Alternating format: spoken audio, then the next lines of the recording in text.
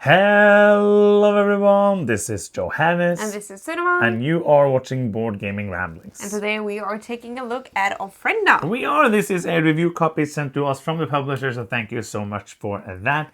In this game, which is a card placement spatial puzzle game, you are building an altar to your deceased family members, trying to make them all happy, the spirits, so that they will be beside the people that they liked and not beside the people that they didn't like. And you're trying to make this card flip over, not by themselves, you have to do it. It's not like a magical spiritual game. You have to actually flip the cards over and scoring points. So what you're going to do in this game, you're always going to have 3 cards in your hand, and then every time it's my turn, I have to draft a card.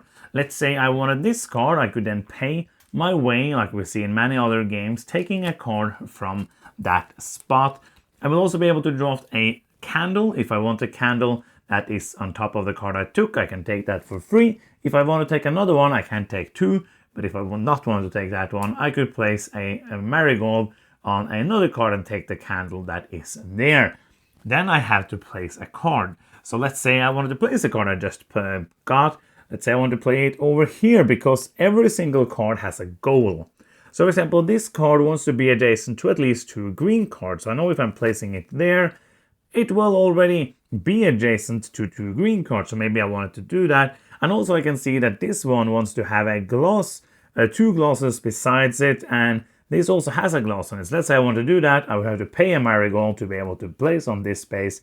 If I place down here, I would get another marigold. And the marigold is basically the currency in the game. The game is going to last 12 rounds. When you have played all the cards, you can also discard a card if you don't want to place it to get more marigold. Then you're going to score all the cards that you have flipped. Every time you place a card that makes a triangle, basically, not a triangle, but like a trifecta of things, you will be able to place the item that's down there. Let's say I'm then placing the candle down there. And if I manage to do this goal on my whole altar board, I will be able to flip it over, and that's going to score some more points at the end of the game. The same with the marigolds. I can also place them when I place a card that makes a trifecta of that. It's a thing I decided it's called. And that's going to score some points as well. After 12 rounds, you're going to count up the points, and the player who has the most points is going to be the winner of this game. Let's talk about it. Yeah, this is a cool spatial puzzle, and it reminds me of Calico because it's in many ways very similar, but the difference here is that each and every card has its own scoring opportunity. Yeah. So with the cards that you play, you will open up new possibilities, but you can also play something. For example, he doesn't want to be adjacent to these 2 symbols. Then you might squander some scoring opportunities as well. Yeah, because every single thing, like in Calico, which is also very similar because you have like these specific scoring goals that you want to, and you're looking for the specific cards or the specific tiles. And it's the same here, you're always looking for a specific thing, but since every single card has its own scoring, you would think it makes it easier, but for people like especially you who wants everything to be correct, it's gonna make it harder because you will always want everything to be perfectly laid out.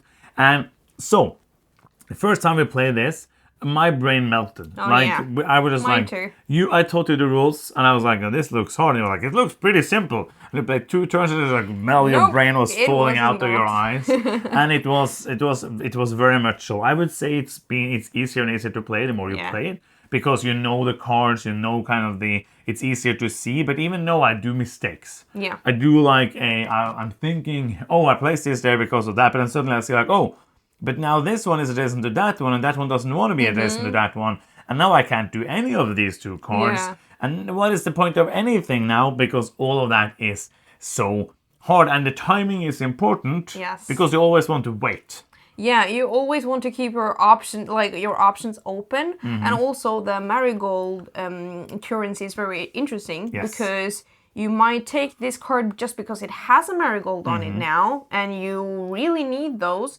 But this card doesn't really fit for whatever you're doing, so actually you might want to spend marigold to have some other card, but then you don't have the marigold to put here or put it here. Yeah. So it's very like brain burning, and you are not going to, or you could, but I have not witnessed any cases of flipping every single one of your pictures. Oh, that's going to be hard. That's going to be very hard. So when you're playing, I feel like I'm always thinking, okay, I can either make this guy happy or this guy that I'm trying to put out here. So what is more important? You're always trying to choose the best option, and sometimes you just have to play the cards you're dealt. Yeah, and the thing is, like when you said like choosing which is the best, it's not only depending on that, because the way you score is that you're going to score 2 points. So let's say this is flipped.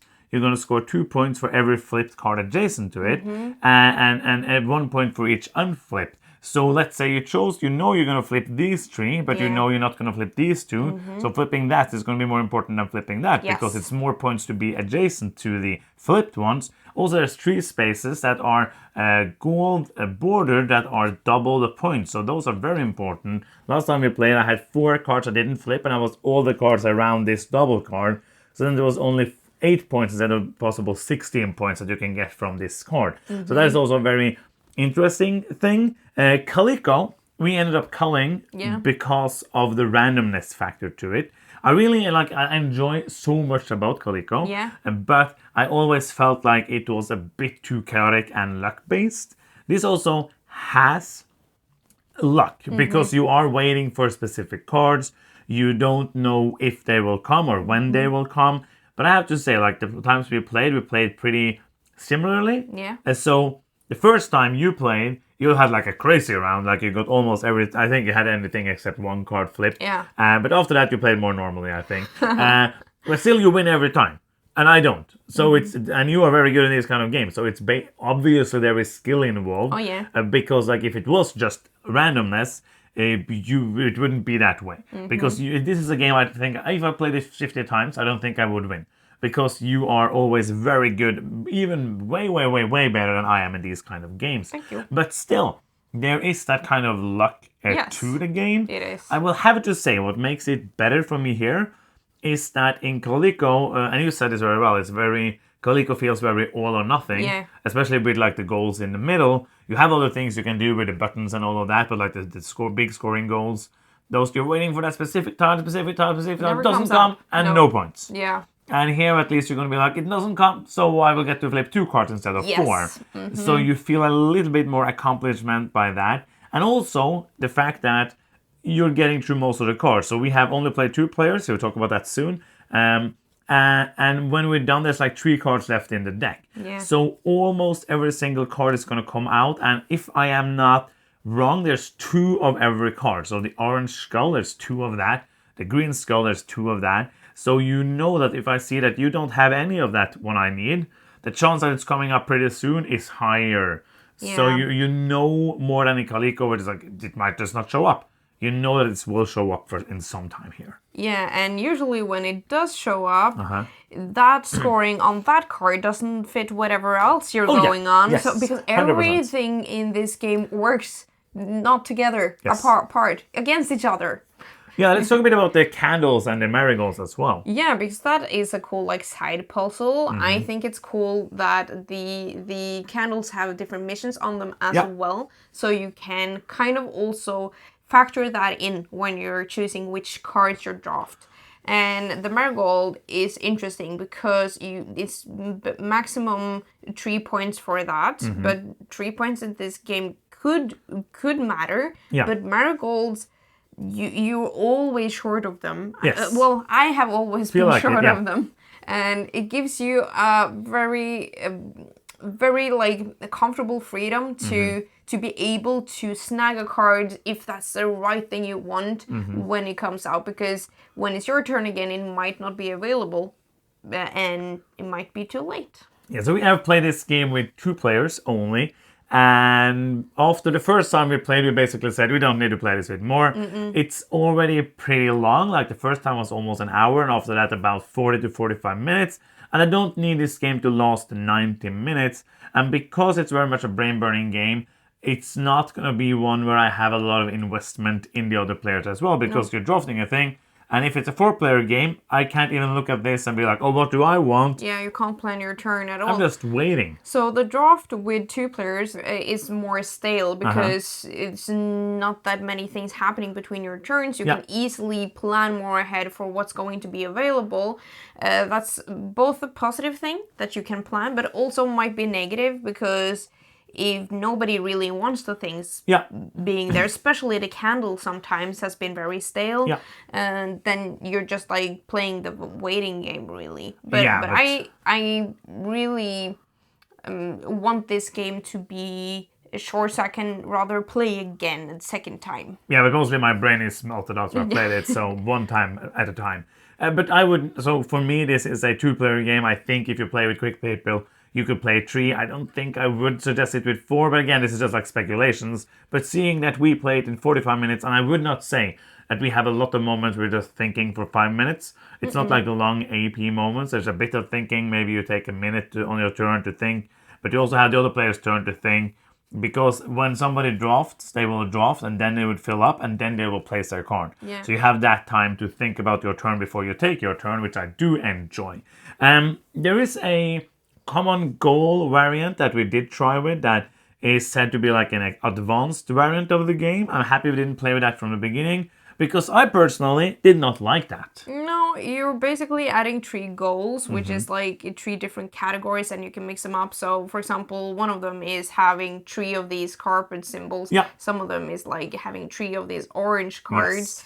And it basically makes it a little more random than it already is. Feels like it, yeah. So you might be like, oh, that goal matches perfectly with the cards that I have in my hand from the start, or it matches perfectly with the cards that are available, and that matches the things that are already going on.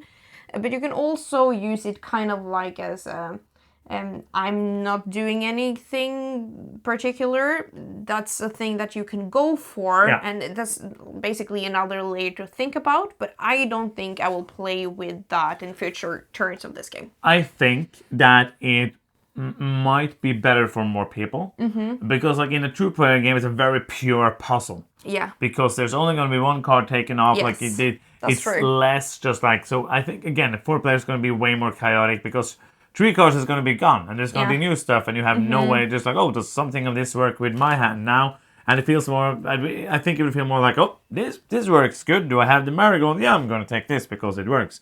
And then those might feel better, but I felt very much so in a 2-player game that it was just adding like one of the goals, which is like a way to place. That was one where I felt like I was racing for it. Yeah. The other one was just like, if I were to go for that, I would have to skip all the other things that are good with the things I have.